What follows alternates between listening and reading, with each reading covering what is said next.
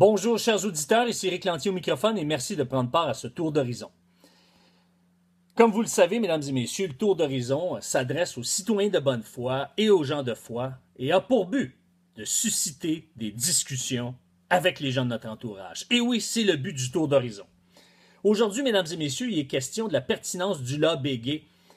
Pourquoi? Parce que le law Béguet est remis en question par Éric Duhem. Éric Duhem, qui a affiché ouvertement lundi dernier qu'il était homosexuel et qui va publier cette semaine un livre intitulé « La fin de l'homosexualité et le dernier gay ».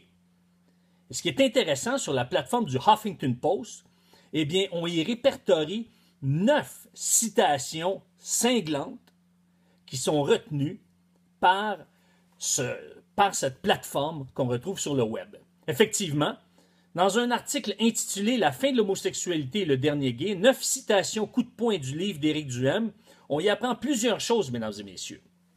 Eh bien, évidemment, je ne vous lirai pas les 9 citations, j'en ai retenu 3, et je pense que ce sont les 3 principales, à mon avis, les 3 que je vais commenter. La première est la suivante, c'est sa deuxième citation, et c'est la deuxième citation qui est parue sur le Huffington Post et qui est tirée du livre d'Éric Duhem. Et la deuxième nous dit ceci. Le combat pour les droits des gays au Québec a été gagné. Il faut avoir la maturité de l'avouer et célébrer. Et ça, évidemment, ça l'a fait réagir l'élite gay, mesdames et messieurs. Ben oui, ça l'a fait réagir l'élite gay parce que, justement, Jasmin Roy, sur la plateforme du Huffington Post, a réagi à cette déclaration-là. Et si vous voulez lire l'article intégral, vous avez simplement à aller sur ericlantier.net, vous allez avoir le lien.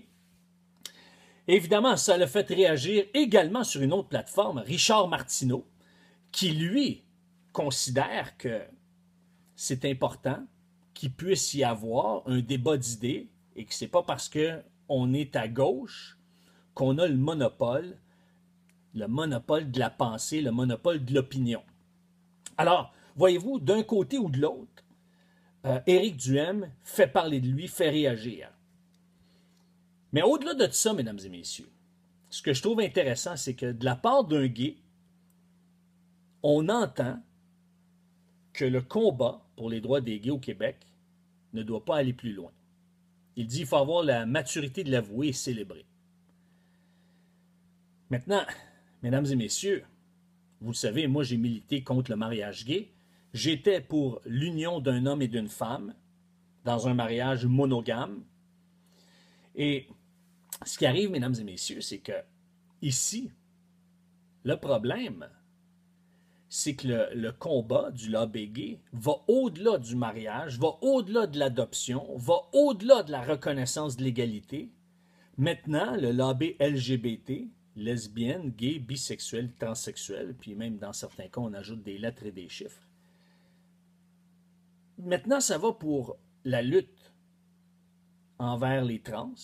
Ça va jusqu'aux salles de toilette, aux salles, par exemple, d'habillement, où est-ce que, par exemple, dans un centre sportif, dans une piscine, on a des endroits pour se changer, pour s'habiller.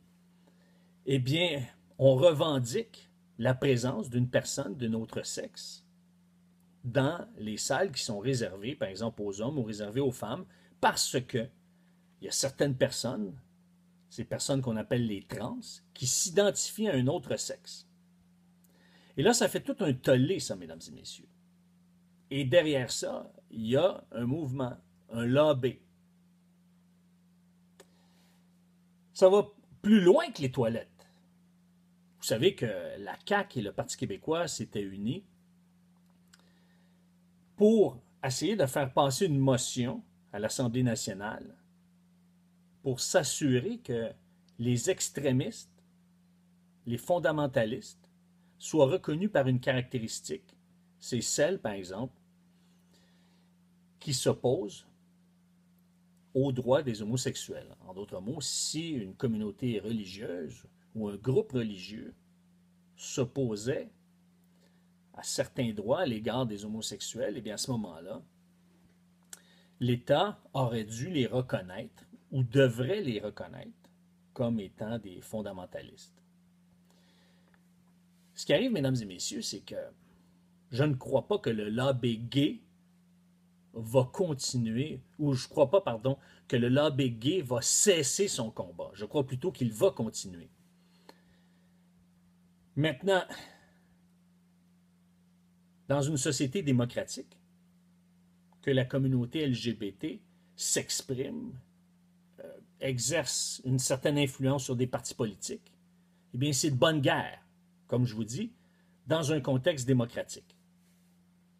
Maintenant, ce qui est de moins bonne guerre, c'est qu'on nous empêche, ou qu'on veut nous empêcher, les communautés religieuses, les groupes religieux, de pouvoir exprimer ce qu'on croit et de pouvoir être redevable aux principes que Dieu établit. Et Dieu merci, au Canada, on est protégé par la Charte des droits et libertés qui nous donne un droit de religion. Mais ça, c'est pas pour longtemps. Parce qu'à un moment donné, il va venir un temps où est-ce que les religions devront se soumettre à la Charte des droits et libertés. Et cette charte-là reconnaît l'obligation de ne pas discriminer les gens en fonction de leur orientation sexuelle. Et donc, le combat pour les droits des gays au Québec a été gagné. Il faut avoir la maturité de l'avouer et célébrer. Et lui, ouvertement, Éric Duhem n'est pas un militant du lobby gay. Une autre citation qui a été relevée sur la plateforme du Huffington Post, ça nous dit qu'au Québec, en 2017, je me demande parfois sérieusement si je ne subis pas plus de discrimination en tant qu'homme qu'en tant que gay. Et moi, je suis entièrement d'accord avec lui. Nonobstant le fait que je me suis opposé au mariage gay, si je regarde objectivement, par exemple, les bandes annonces, faites simplement regarder les bandes annonces, où est-ce que souvent, je ne dis pas dans tous les cas, mais souvent, trop souvent, la femme, c'est celle qui est intelligente, et l'homme, c'est la tête à claque, c'est le niaiseux, il ne sait pas quoi faire, il ne sait pas comment faire. Il faut que sa femme ou sa conjointe lui montre comment. Il ne sait pas comment ouvrir une porte de voiture. Ou dans différents cas, on voit que la femme, c'est elle la tête d'affiche, puis l'homme est au second rang. Lorsqu'un homme fait un commentaire, ce qu'on appelle des jokes de mononcle, fait une farce plate, comme souvenez-vous, quand le ministre dit, ben vous pouvez venir, il a parlé à des gens d'affaires, puis il dit, vous pouvez venir à la conférence à Montréal, il était à l'extérieur de Montréal. Pendant ce temps-là, vos épouses vont pouvoir aller magasiner. Dans les régions, j'ai habité 10 ans en région au Saguenay-Lac-Saint-Jean. Quand il y avait des conférences à Montréal, c'est exactement ce que le monde faisait. Et les femmes s'en vantaient. J'accompagne mon mari, ça va me permettre d'aller magasiner. Alors, en région, ça offense presque personne. Mais ça a été monté en épingle. Pourquoi? Parce qu'un homme a mis une étiquette sur les femmes sont juste bonnes pour magasiner. Il n'a pas dit que les femmes sont juste bonnes pour magasiner, mais c'est un exemple qui nous montre que si un homme fait juste une petite blague un peu déplacée, dans ce cas-ci, c'était bon, fallait pas renverser ciel et mer, comme on dit. Eh bien, ça l'a fait un tollé. Maintenant, Éric Duhem, un gay, va dire « Je me demande parfois sérieusement si je ne subis pas plus de discrimination en tant qu'homme qu'en tant que gay. » Et ça, je suis content qu'il soulève ces questions-là. Je suis content qu'il soulève ces points-là. Parce que c'est important qu'on en discute de ces éléments-là. Pourquoi? Parce que même si on prône la liberté d'expression, on a de moins en moins d'espace pour dire ce qu'on pense parce qu'il y a plein de choses qu'on ne peut pas dire parce que c'est politiquement non correct. Et ça, c'est important que des gars comme ça expriment ses idées, expriment ce genre d'opinion. La 5e citation qui a été retenue par le Huffington Post, c'est que les activistes gays, selon Éric Duhem, voici ce qu'il dit. Les activistes gays se sont-ils égarés comme les féministes dans des causes marginales et éloignées des causes originales pour assurer leur survie, continuer de jouer à la victime et recevoir toujours plus de subventions? Eh bien, moi, je pense à la question des toilettes, justement. Moi, j'ai toujours dit qu'à partir du moment qu'un homme porte les organes d'une femme, il doit aller dans la toilette ou dans le vestiaire des femmes. Si une femme porte les organes d'un homme, ben, il doit aller dans la toilette ou les vestiaires d'un homme.